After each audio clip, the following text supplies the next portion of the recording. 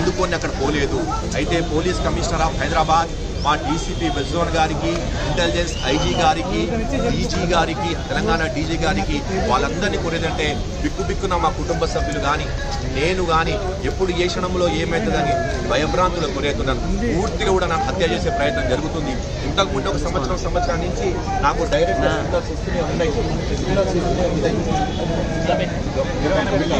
డబ్బులు అడిగారు అనేటువంటి క్లియర్ చెప్తున్నా. వాళ్ళ భార్య ఎక్కడ ఆరోపణ చేయలేదు, వాళ్ళ తమ్ముడు చెప్పారు.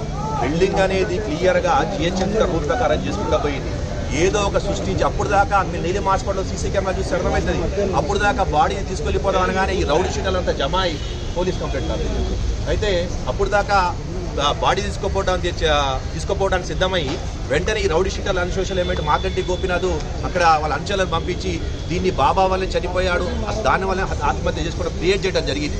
క్లియర్గా పోలీస్ శాఖ దీని మీద పూర్తి నివేదిక పూర్తిగా సుదీర్ఘ ఇక్కడ విచారణ జరిపించి ఆ రోజు గోపీనాథ్ సర్దార్ చనిపోయిన సమయంలో ఆ చనిపోయిన సమయం నుంచి చివరి వరకు గోపీనాథ్ ఏ రౌడీ షీటర్లకు ఫోన్ చేశాడు, ఏ అన్సోషల్ లిమిట్ ఫోన్ చేశాడు, ఒక క్రియేట్ చేయడంలో మాగంటి గోపీనాథ్ ఒక కీలక పాత్ర.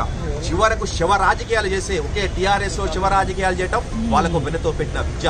కానీ ఈరోజు చివరకు నా తమ్ముడు సర్దార్ చనిపోతే దాన్ని కూడా శివరాజకీయ బాధాకర విషయం. అయితే ఈరోజు రాష్ట్ర డీజీపీ, తెలంగాణ డీజీపీ గారికి, అదేవిధంగా ఇంటెలిజెన్స్ ఐజీ గారికి, హైదరాబాద్ కమిషనర్ పోలీస్ గారికి విచారిస్తుందండి. నేను తప్పు చేస్తే తప్పకుండా నా మీద తీసుకుంటాయి.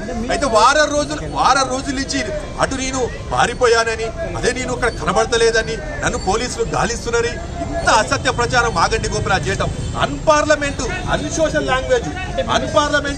లాంగ్వేజ్. చూడండి, ఇప్పుడు ఒక ఎమ్మెల్యే అయి ఉండి ఒక అన్ని ఎమ్మెల్యే నా ప్రాణానికి క్లియర్ గా గతంలో కూడా 2025లో మొన్న 2025లో క్లియర్ గా 25 ఇచ్చారు, 21 కూడా ఇచ్చారు. నా ప్రాణహాని. ఇంకోటి ఆ రోజు సర్దార్ చనిపోయినప్పుడు ప్రైవేట్ కాల్స్ నుంచి డైరెక్ట్ గా నా మీద ప్రైవేట్ కాల్స్ లో ఫోన్ చేసి బెదిరించడం జరిగింది. ప్రైవేట్ నంబర్స్ నుంచి క్లియర్ గా నిన్న నాంపల్లి దర్గాలో ఉరుసు ఉంటే ఆ ఉరుసుకి నేను పోతే నేను మా కుటుంబ సభ్యులు క్లియర్ గా సోషల్ మీడియాలో క్లియర్ గా పోస్టులు పెట్టుకుంటూ మాగంటి గోపినాథ్ అనుచరుడు బాబా గోపీనాథ్ అనుచరులు నేను నాంపల్లి దర్గాలో ఉన్నారు, వెంటనే దాడి చేయండి, పట్టుకోండి అని చెప్పి సోషల్ మీడియాలో పోస్టులు పెట్టారు వాళ్ళు. అంటే గోపీనాథ్ గారిని ఇక్కడ సూటిగా ప్రశ్నిస్తున్నారు. మీరు ఒక ఎమ్మెల్యే స్థానిక ఒక పదవిలో ఉండి అన్పార్లమెంట్ లాంగ్వేజ్ చెప్పరాని మాటలు మాట్లాడటం ఎంత బాధాకరమైన విషయం. ఐసీయూలో ట్రీట్మెంట్ జరుగుతూ ఉంది. సో డాక్టర్లు వచ్చే 48 గంటల పాటు ఆయనను చాలా జాగ్రత్తగా పరిశీలిస్తాము అని చెప్పారు. సో దేవుడి దయ వల్ల అంతా బాగా జరుగుతుంది. వారు మంచిగా తిరిగి మళ్ళీ ప్రజా జీవితంలో యాక్టివ్గా ఉంటారనే నమ్మకం ఉంది. రైట్ నౌ మరి అందరూ సీనియర్ డాక్టర్ల పర్యవేక్షణలో వారికి పూర్తి స్థాయిలో వైద్యాన్ని డాక్టర్లు అందిస్తూ ఉన్నారు.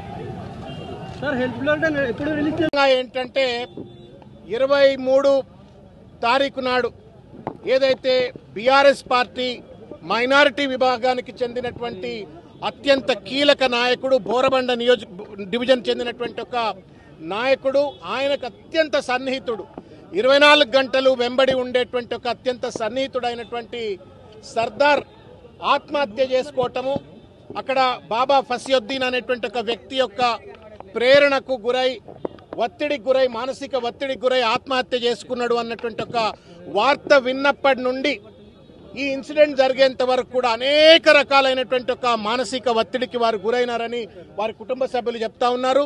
తినమంటే తినకుండా, నిద్రపోకుండా ఎప్పుడు సర్దార్నే తలుచుకుంటూ నా కుడి భుజం పోయింది అని చెప్పని బాధపడ్డాడు అని చెప్పని వాళ్ళ కుటుంబ సభ్యులు చెప్తా ఉన్నారు.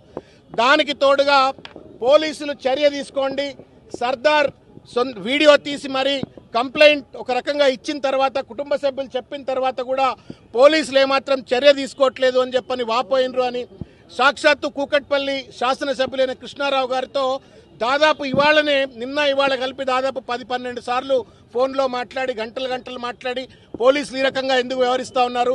సర్దార్ చాలా మంచివాడు, మానవత్వం ఉన్నవాడు, బీఆర్ఎస్ పార్టీకి మంచి కార్యకర్త, నా కుడిభుజం లాంటి వాడు, చనిపోయిండు అని చెప్పని సొంత కుటుంబ సభ్యుడు పోతే ఎంతైతే బాధపడతాడో అంత బాధపడ్డాడు, ఒక ఒత్తిడికి గురైండు అని చెప్పని వారు కూడా చెప్పినారు, కుటుంబ సభ్యులు కూడా చెప్పినారు. మొత్తానికి మానసిక ఒత్తిడితో ఆ స్ట్రెస్ కు తట్టుకోలేక ఈరోజు ఈ యొక్క దుస్థితి ఇవాళ మాగంటి గోపీనాథ్ గారికి వచ్చింది. భగవంతుడిని మేము బీఆర్ఎస్ పార్టీ కార్యకర్తలుగా, నాయకులుగా మేమంతా ప్రార్థిస్తా ఉన్నాం.